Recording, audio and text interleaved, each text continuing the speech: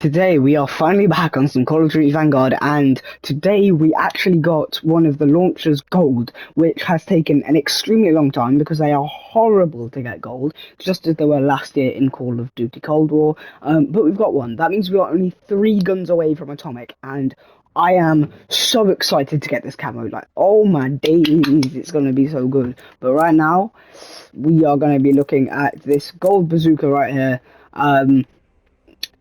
Oh my god, this gun was horrible to get gold. Oh my goodness, it is a grind because you don't have to level these guns up. You think it'd be amazing, but the camo, like the gun, like challenges are just a grind and it's horrible. Obviously I'm not going to do gameplay with the bazooka because it's a bazooka. Like, you just stand at the back of the map shooting down spy planes all the time, so it's not the most fun stuff to look at. But this is how the gold bazooka looks gold. So what we are going to do though is just hop into a game, not of actually Ship House. We're going to go into a different game mode in preparation for Season 4, which is going to bring back one of my favourite World War II maps, which is called USS Texas. I'll make a video on that when it comes out, because actually that has a lot of nostalgia for me. Like, I loved...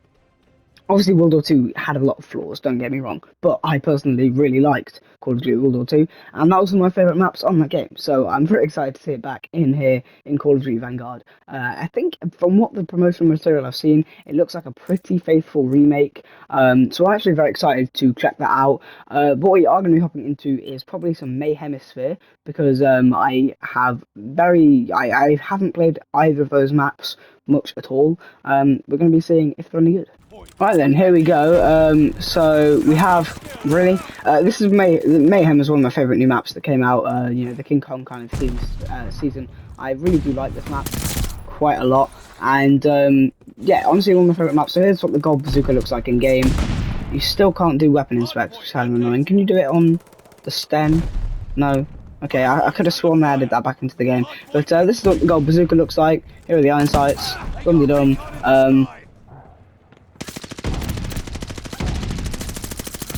That was really great shooting from me there. Oh my goodness. I've been using the STEM class for the because obviously you need like a main gun along with the bazooka, because just regularly killing people with the bazooka is incredibly difficult. And I have to say, it's pretty damn good.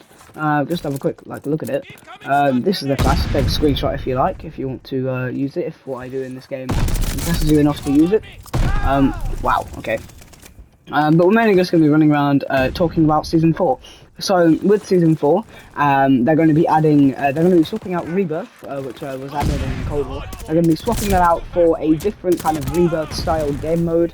So they're going to be swapping out Alcatraz for Fortune's Keep, which looks very interesting. There's a couple of teasers on YouTube with Captain Butcher, you know, running around explaining all of the different locations on the map, and some of it looks really good. The inside of it looks very, you know, grandeur and glamorous, and it looks quite good.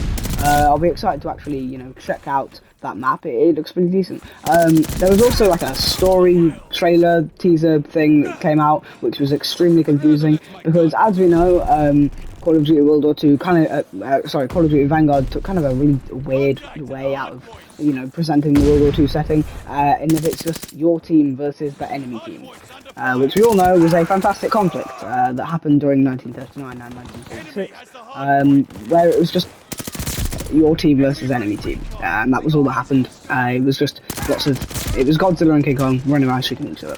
I jest, but I actually don't mind Vanguard taking a slightly liberating view with the skins and the guns, because it's multiplayer, it's Call of Duty multiplayer, so that doesn't matter. Although, not having milsim operators and having the same voice actors, you could make a whole video about it. Either way, in the story, everyone is the good guys. Everyone's the allies. There are no Nazis. There are no, you know, I suppose, enemy, you know, troops. Everyone's good. But so, you know, how do they present conflict? Well, they present conflict by showing Captain Butcher, who is literally that's really annoying. Who is literally the leader of all of the task forces. He is the guy that has put together every single task force that you see. You know, every season we get a new task force. Captain Butcher was the guy who put them together. So you see Captain Butcher and the 3 new operators that are going to be joining him in this new task force, and they are shooting and, you know, swearing up to in a fight Arthur Kingsley, who is like the poster boy of this game, and 2 of the Season 1 and Season 2 operators. And it's them lot fighting each other, which obviously makes no sense because they're all on the Allies, and Captain Butcher literally put together that team. Now, there might be some kind of thing where Arthur Kingsley and the other 2 have, you know, swapped over to the Nazis or something.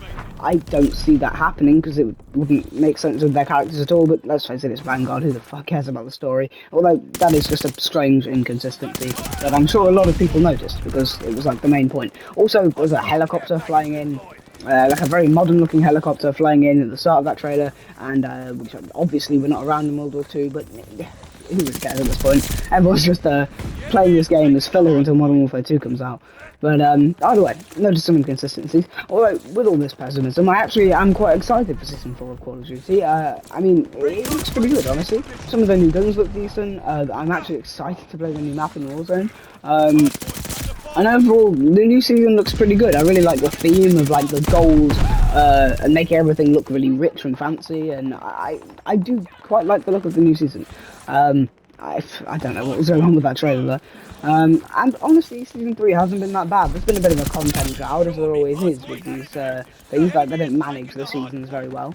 I mean, saying that I've enjoyed it, I haven't even finished the Battle Pass yet, and the season ends in 4 days. I don't really know why that is. I mean, I've been playing a lot of Genshin Impact, obviously, but I don't really know how I haven't finished the season, because I feel like I've still played a decent amount. Like, I'm on like 243 levels. I've hit Master Prestige. Like, you know, I think the Battle Pass grind might need to be shortened, because I mean, the fact that I've played a decent amount this season and I still haven't finished it means I've got to grind a lot these last few days so that I can actually finish the Battle Pass. But either way, I've quite liked the season. Obviously, that King Kong event was absolutely awesome, and I played that quite a lot actually. I think I only made like 1, maybe 2 videos on it, but that King Kong event was seriously cool. I did enjoy it quite a lot, and I'm excited to see if maybe in Modern Warfare 2, you know, Warzone 2, they can top that event with other events like it, because that was incredibly cool.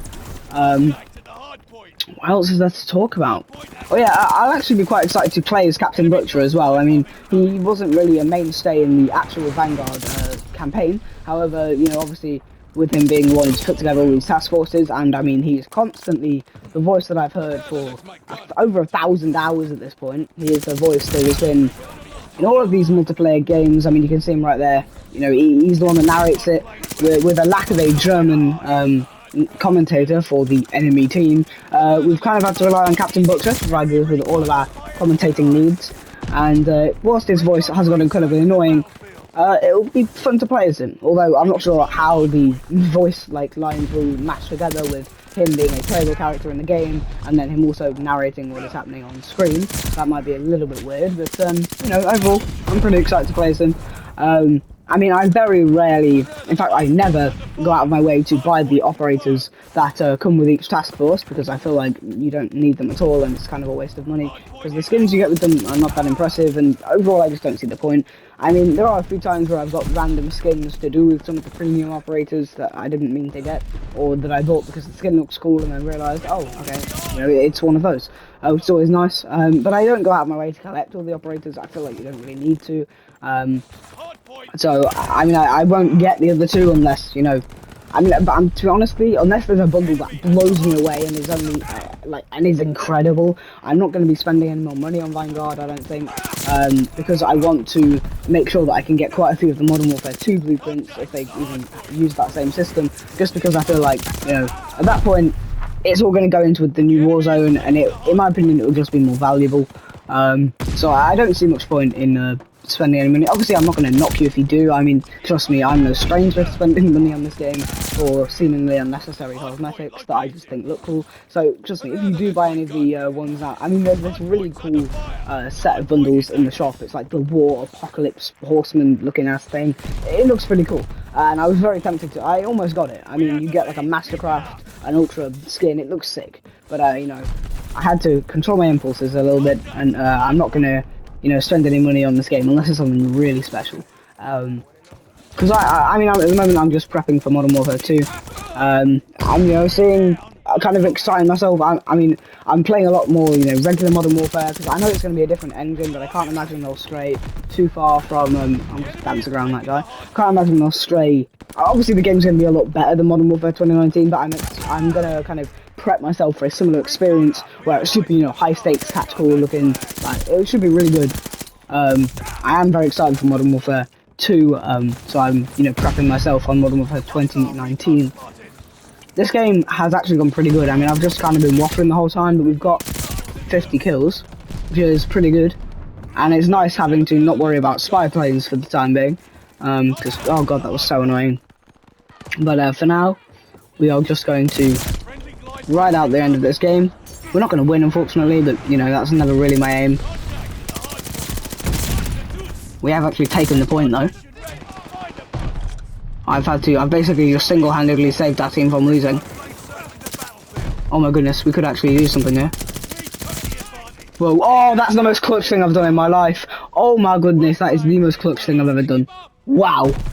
That was quite impressive, honestly. 198, we were losing, I come in and I dominate the point. I'm pretty happy with myself there. Wow, great play of the game, that was really fantastic. Hopefully we can get Team MVP, although we weren't top of the leaderboard or anything. So I somewhat doubt it. I think this is us. Oh wow, that is a badass thing, I did not know. I was kind of just picked an operator at random to use in this video, but that is a very cool MVP screen. I literally won the game for our team, and I'm really not going to get MVP. Wow. Wow, I see how it is, Nah, but thank you for watching, and goodbye. I hope you all enjoyed this video, and I probably won't be back with one tomorrow, although there will definitely be videos on the 21st and 22nd, because the 21st is when Aritaki Ito comes out in Genshin Impact, and he is going to be the one and only character that I wail for and spend a shit ton of money on, because I really, really want him. And yeah, on the 22nd is obviously when Season 4 comes out of Call of Duty Vanguard, so, and Warzone. So, thank you for watching, and goodbye.